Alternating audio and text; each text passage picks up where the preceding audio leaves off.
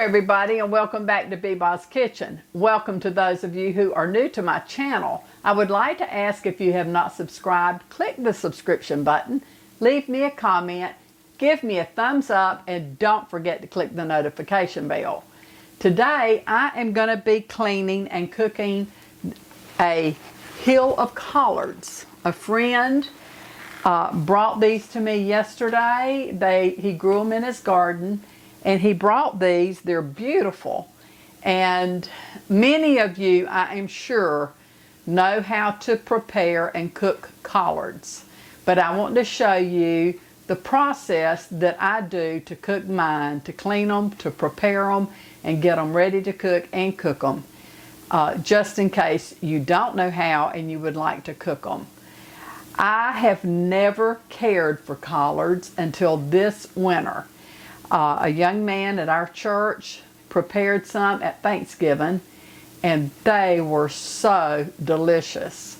And so I have kind of copied him and what he did.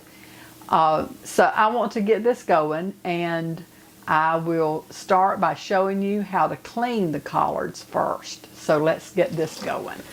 Okay, I start by filling my sink full of water and cutting the stalk away,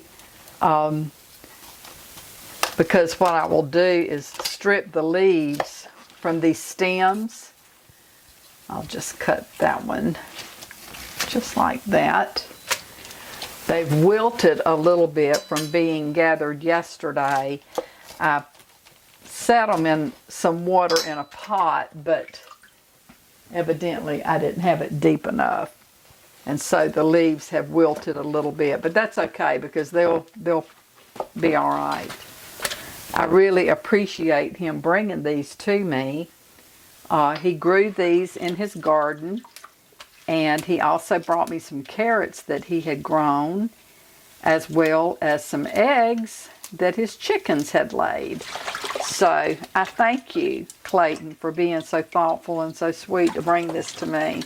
But you just want to wash, or the way that I do it, I like to wash each leaf individually. And I'm going to start a second sink of water.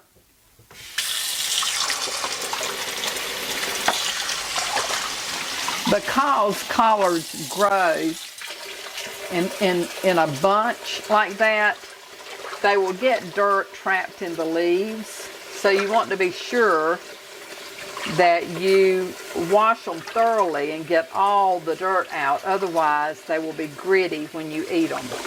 I like to wash mine this way. And then once I've cut them, I will wash them again. It might not be necessary, but that's just the way I do mine. These are beautiful, beautiful. They have, they're not bug infested. They are beautiful leaves. I normally cook mine with ham hocks, but I don't have any ham hock. I've got some ham that was in my freezer, and so I will use that instead, and it will be just as good. He told me he doesn't water his garden. He lets the Lord water his garden with rain and dew and the night air. And I must say that the Lord has done a beautiful job, because these are beautiful. This is the last leaf in the first washing. And I'm going to wash them one more time, because right down there in that little vein was a little bit of dirt. So that's why it's important that you wash them a second time. Or for me, that's important. I do not want to eat any of my leafy vegetables gritty. And now the next step that I will do will be to take the stems out, and I will cut them up, and then I will wash them again several times. It may seem like a lot of work, but it's really not. It's not. He had also brought me a jar of honey. He has, I think he said two or either 3 beehives. And that is the most wonderful honey. Gosh, it's so good. I think it must be gallberry honey. It's real light in color, and it is delicious. Okay, now that I have my collards washed, I've washed them twice. I'm going to remove the stems, and the way I remove mine is just to fold them and cut the stem out. Now, when they're this young, you don't have to remove that stem. It will be okay. But I'm going to go ahead and just snip that out. I will get these young ones out of the way, and then I will really get down to brass tacks and show you about how to stem the large leaves. You would fold it in half, kind of break it, just come up and slice it out. You can also take and just strip it like that, but I don't really like to do mine that way. I prefer to cut mine. Fold your leaf over.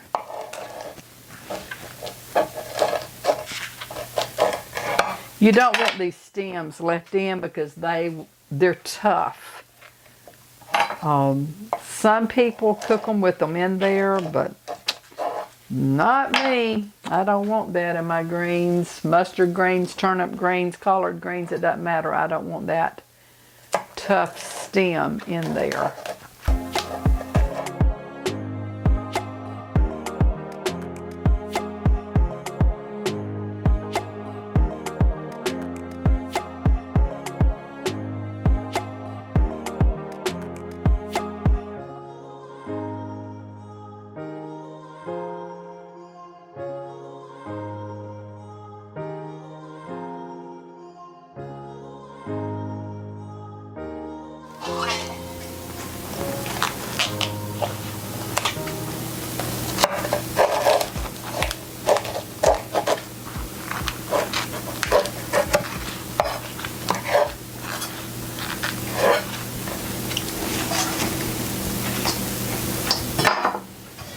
Okay, that takes care of cutting the stems out. And so now what I'm going to do is I will lay these all in this direction.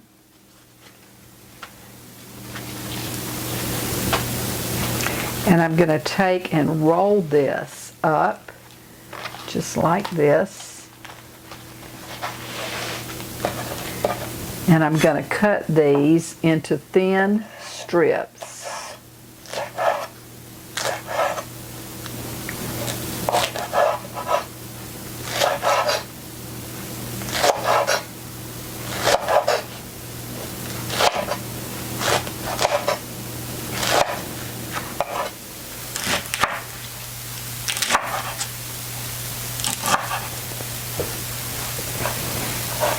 And then I'm going to take and turn this. I actually should have cut that before I did that, but I'm just going to come down the center and cut it just like that.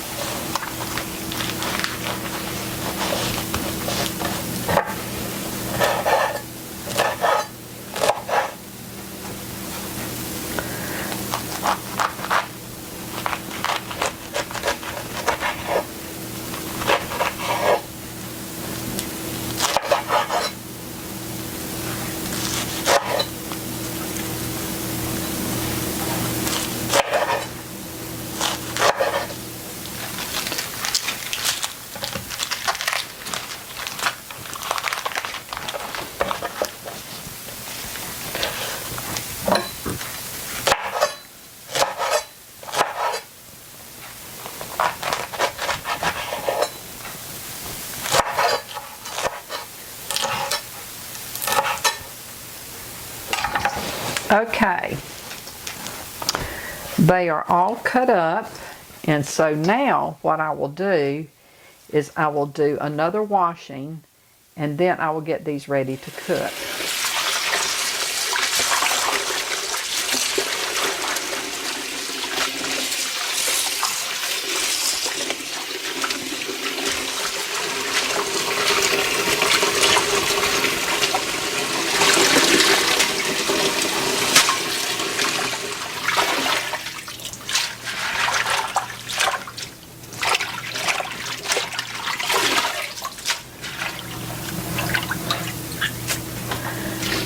Okay, this will be the final washing.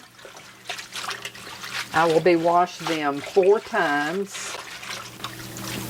I will get my pot that I'm going to start taking those up and putting into.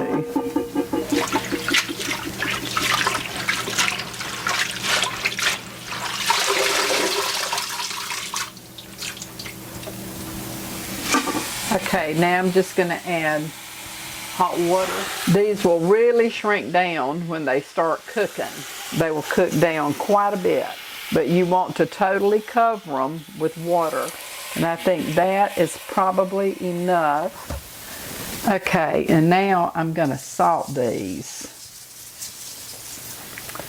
I will also add pepper, and you would just season this according to your own personal taste. I like to add a little bit of vinegar, and I'm using apple cider vinegar. You can use white vinegar if you want, but I'm going to use apple cider vinegar.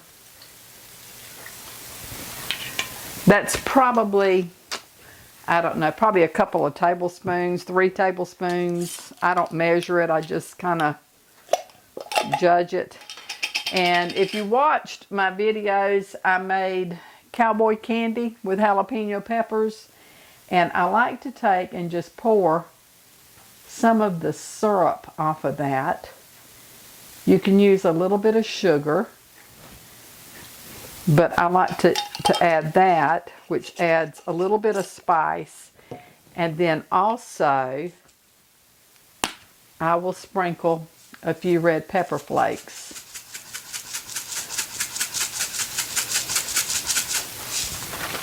I have some ham that I had left over from Christmas that I put in my freezer, and so I'm going to just add these pieces of ham.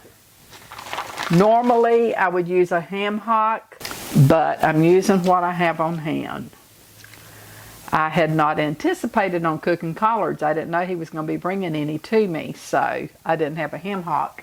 But that will do just as well. It flavors and it adds a little bit of meat to the collard. This will take probably 2.5 hours for them to cook the way that I like for them to be cooked. That's good. I don't know if I will have it spicy enough, but probably so with the pepper flakes. When these really get to cooking, I will be back. Okay, they're starting to come to a boil now. And so what I will do is I will cover this with the lid and let it cook. It will take quite a while to cook to the doneness that I like for my collards to be.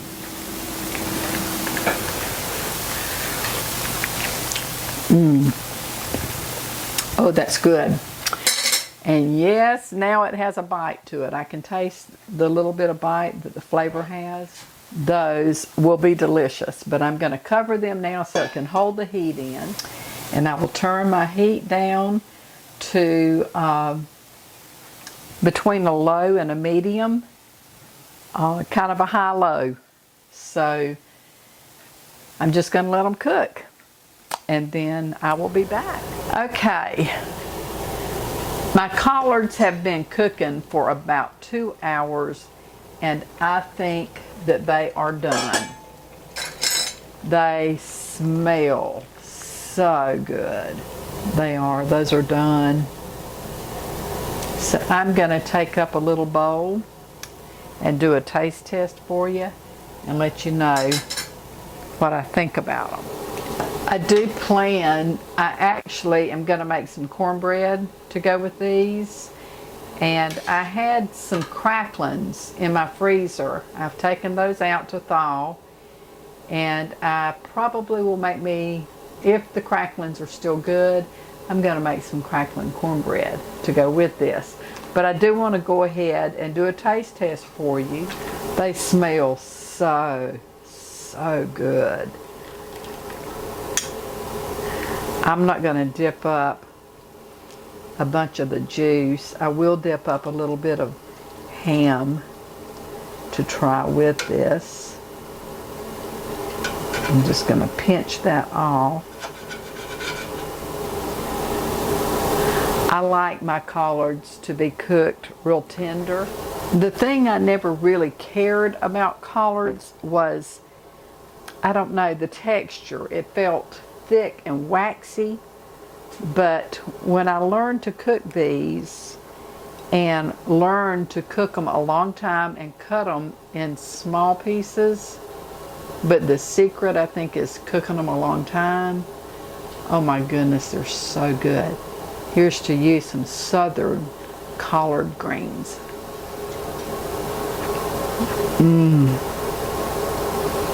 Oh my goodness, those are so flavorful.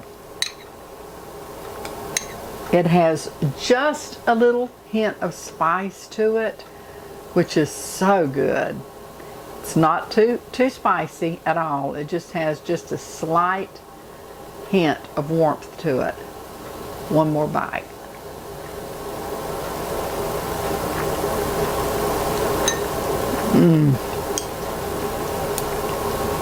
And I'm going to try my ham. You take these and you take some of the juice with it and a good old piece of cornbread. I'm telling you, it doesn't get any better than that. Here's with the ham.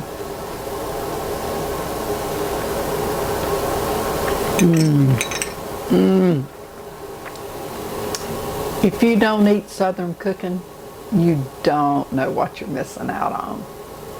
It may be a very simple, poor man's meal, but man, is it good, and it is fit for a king.